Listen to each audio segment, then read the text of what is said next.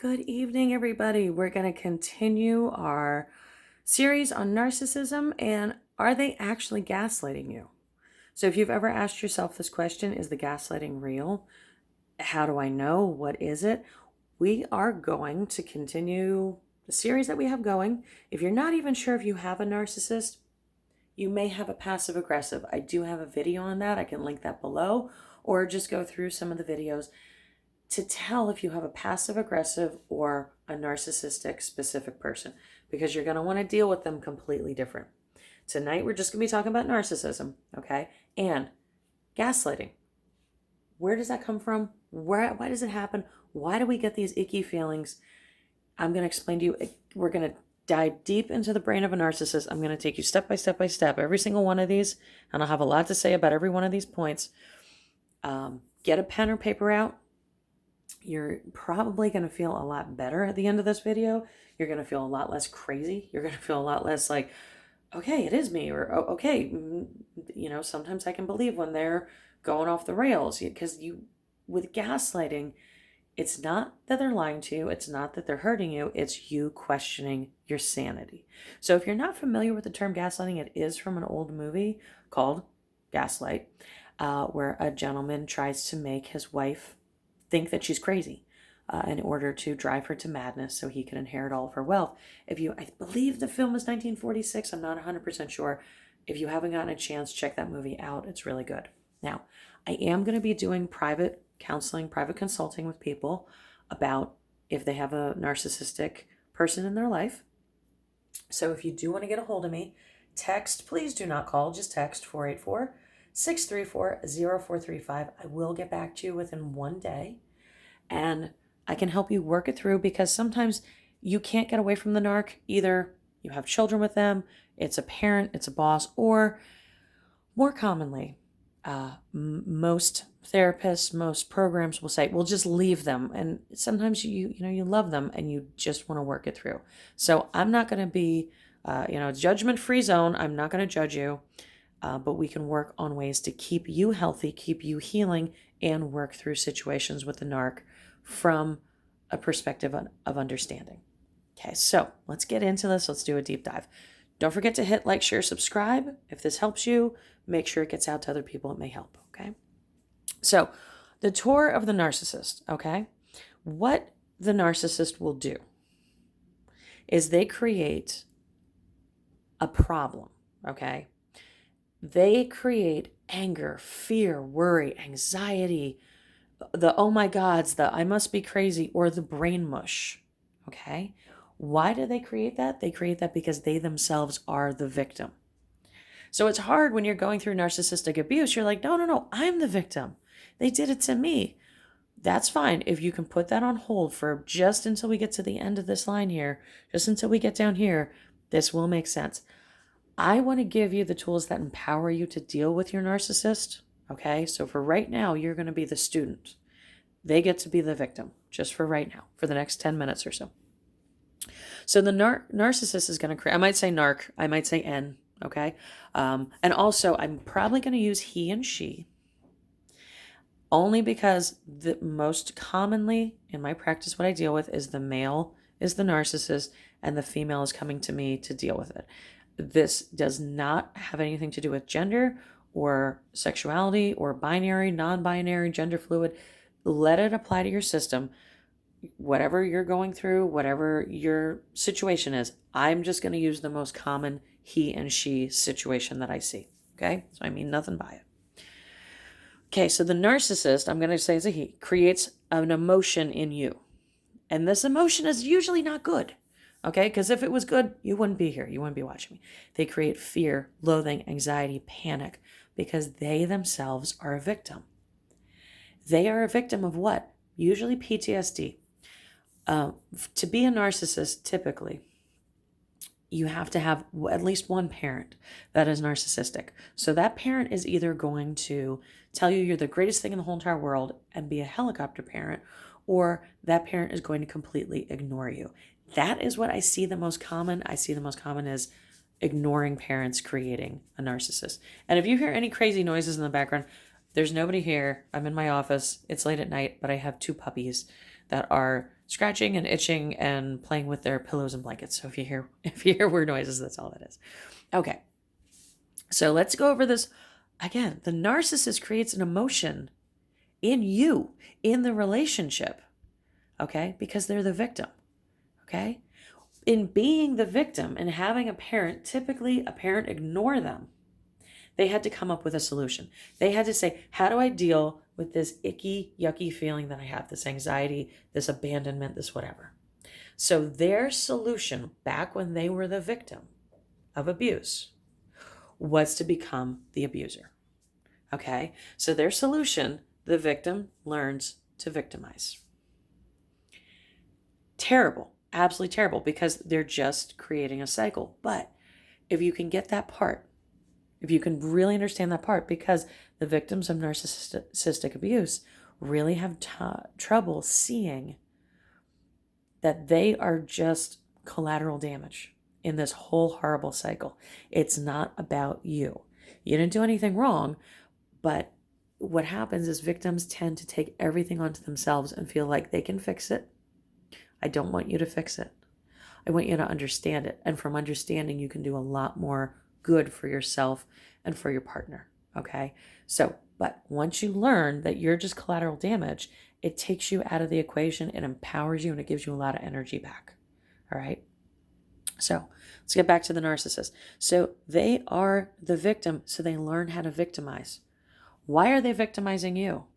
Because it's a lonely place. It is a horrible, barren, ugly place that they are inside their souls and inside their heads, because they've had this PTSD. So if they can victimize you, then they can project onto you. You can become one of them. It's almost like a bad horror movie where the zombie bites somebody else and now they got a zombie buddy. That's literally what's happening. So when you fight with your narcissist, when you go there with them, you know what I'm talking about, the problem, the fight, the whatever, when they start. When you go there with them, they're causing drama so that they don't have to be alone in their hurt.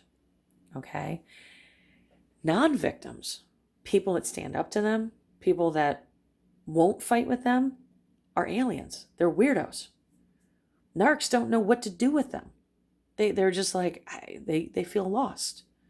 Okay? So if you even know a narc that isn't your specific person, maybe it's a friend in your group. Maybe you had somebody like in a friend group and they kind of just always like pieced out. It's because they couldn't victimize any of you guys. They couldn't. So they had no reason to stay. You guys were all aliens. So narcs will always create a comfort zone. They will create other narcissists. They will create other victims. All right? So those top 3 sentences right there, I want you to know, no matter what you do. I actually had a psychologist say this to me one time, and it was the most powerful thing they could have said to me. They said, whether you part your hair on the left or you part your hair on the right, they're still going to have a problem. And that's exactly what it is. Because they need to create other victims. They need to create other, we'll say zombies, okay? They have to bite somebody else to become like them. It does not matter what you do or don't do, what you are or are not, what you have or don't have. It doesn't matter, okay? You're not going to win that one. So I want you to let that go. I want you to just heal from that. It does not matter. They must victimize. That is the only way to cure their loneliness. That is the only solution that they have to their PTSD. Okay, I'm not saying that's the only solution to their PTSD. I'm saying that's the only one that they have. That's the only coping mechanism that they came up with. Okay, so please, please, please, please, if you're one of my regular clients, if you're just watching this for the first time, I say this to everybody. If you part your hair on the left, you part your hair on the right, they're still going to have a problem. Please do not take it personal. Please do not think it is you. Do not, whatever you do. That right there is going to save you 80 to 90% of your heartache and heartbreak. Okay?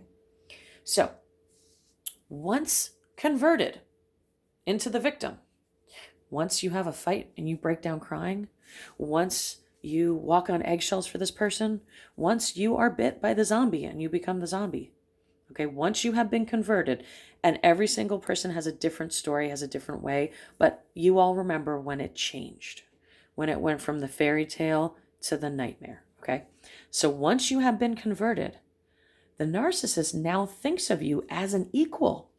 How lucky you are to be converted into a zombie. How lucky you should be to be just like them. Okay?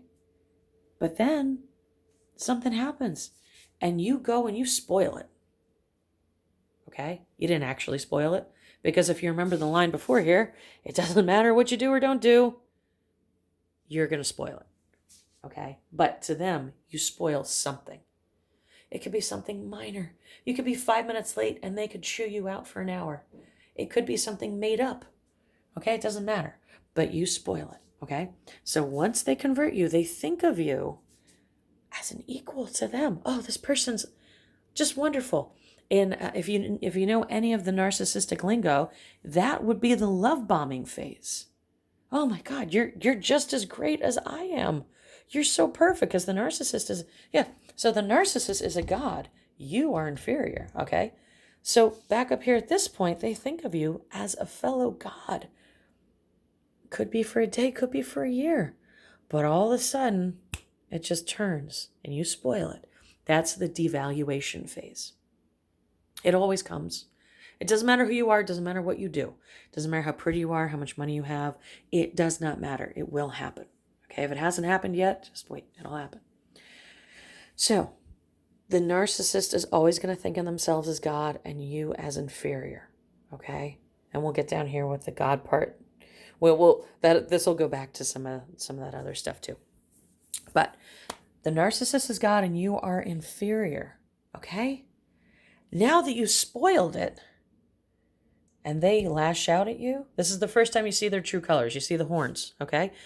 This is the first time you see it. They might snap at you. They might hit you. They'll break promises. I guarantee that one. They're going to let you down.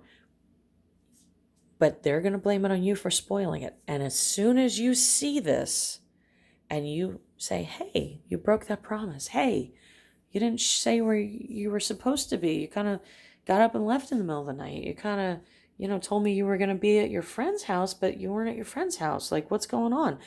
And I know some of you right now are like, that's my story. Yeah.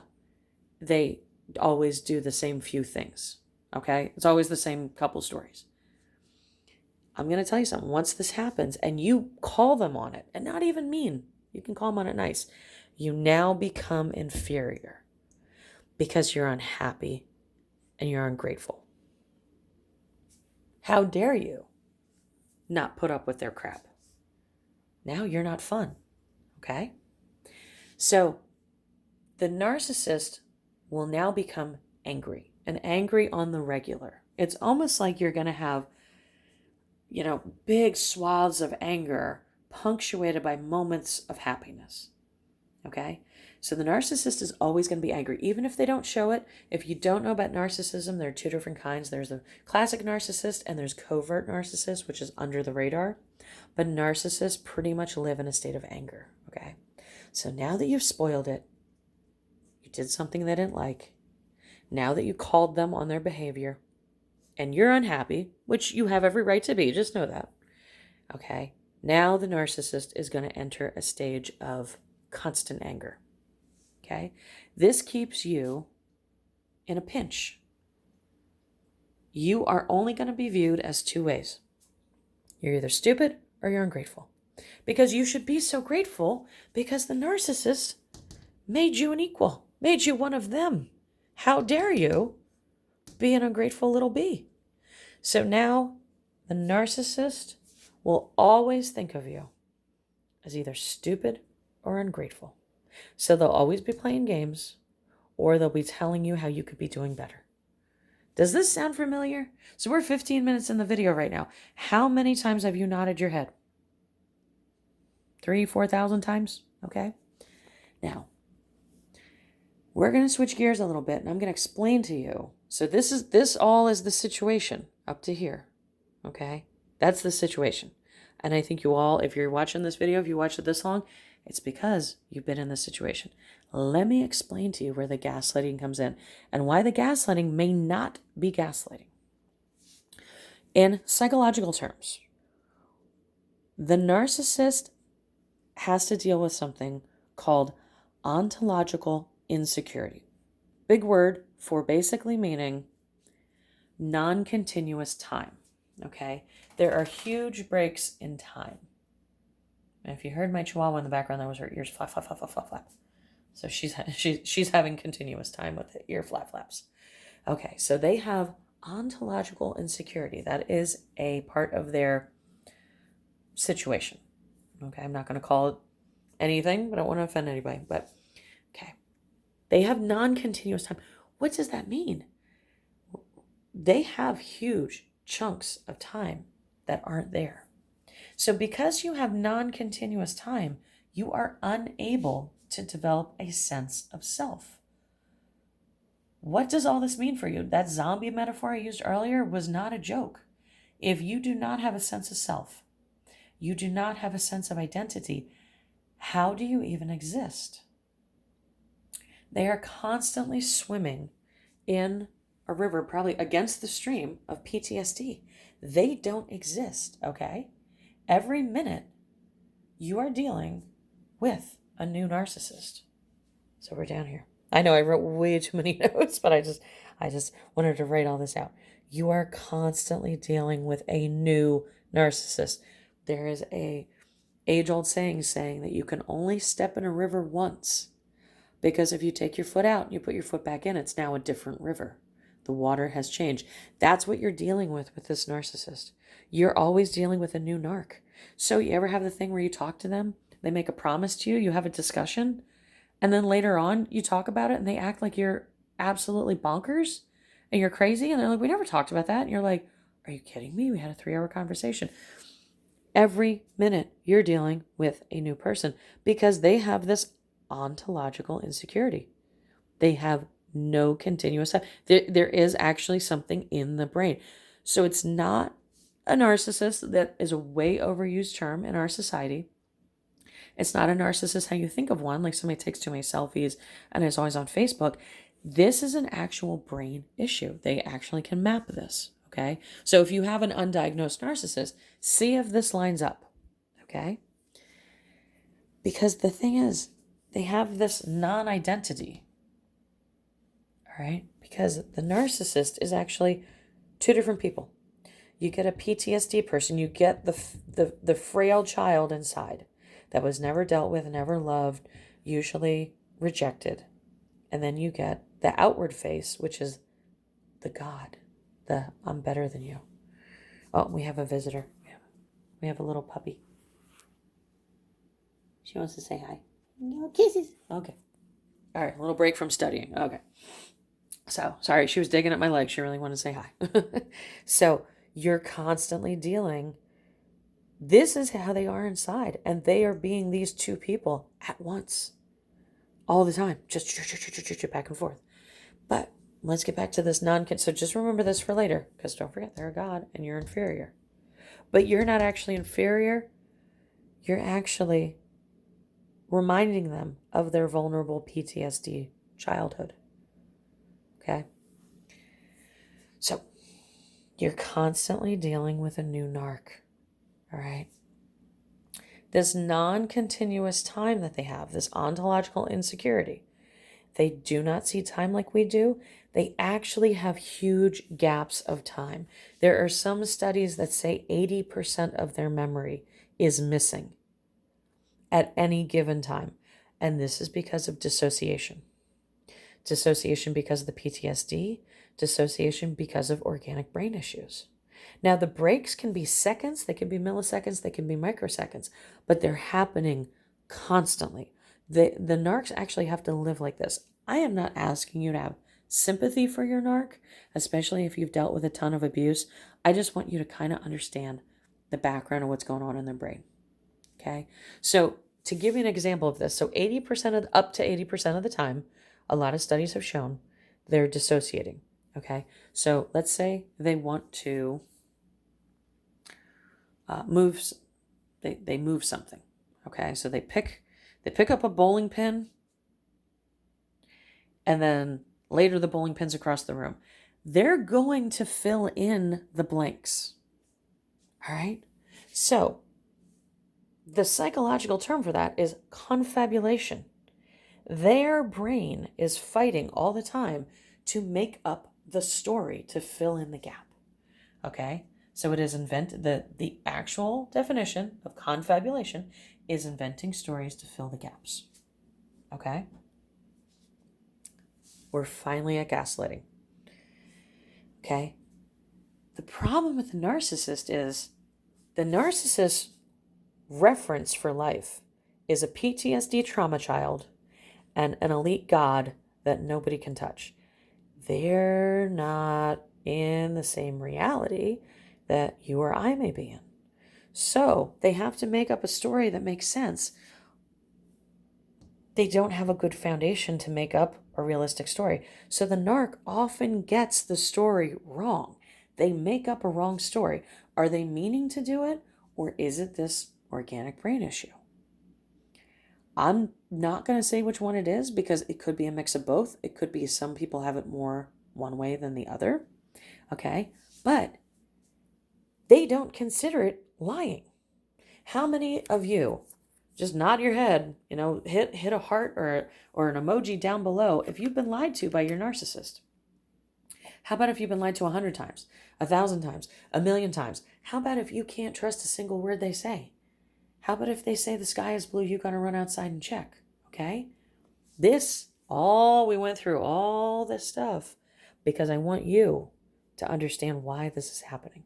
Because once you understand why, you're not going to be a slave to it. It's not going to hurt as much, okay?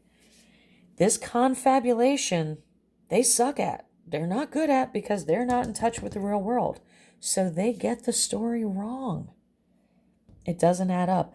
Are they actually lying? Some say yes, some say no. But in their heads, they're not actually lying. They're just struggling to make the story fit. Okay?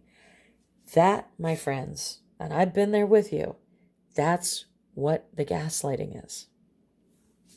They're making stuff up to fit their skewed reality.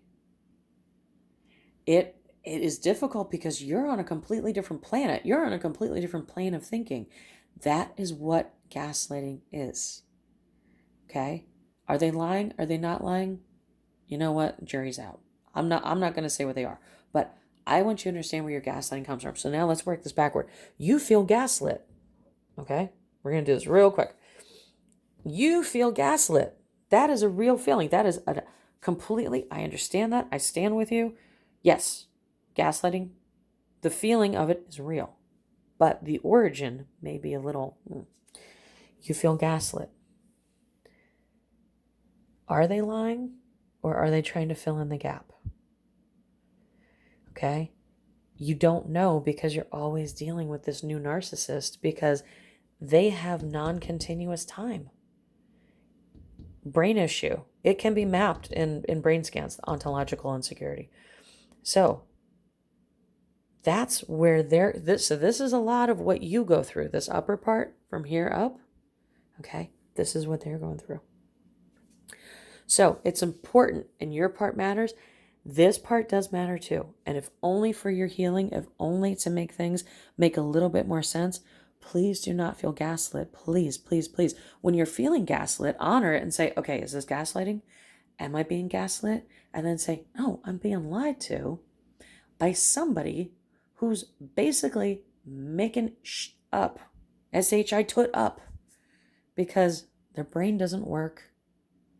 It has gaps and it has no time. Don't get bit by the zombie. Please, whatever you do, the one thing that's going to keep you sane, don't go into anger. Okay? I have a ton of different ways for your specific situation because once we get to here, we can branch off onto different things that's going to happen with each person's narcissist, everybody's specific situation. So if you've gone all the way to here, and we're talking about gaslighting, hit me up, let me know. We can have a private session, just you and me.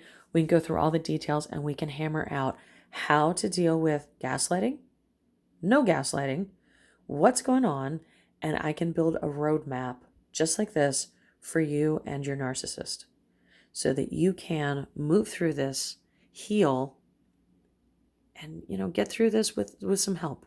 You're not alone in this, and there actually are explanations for your emotions and for what they're doing.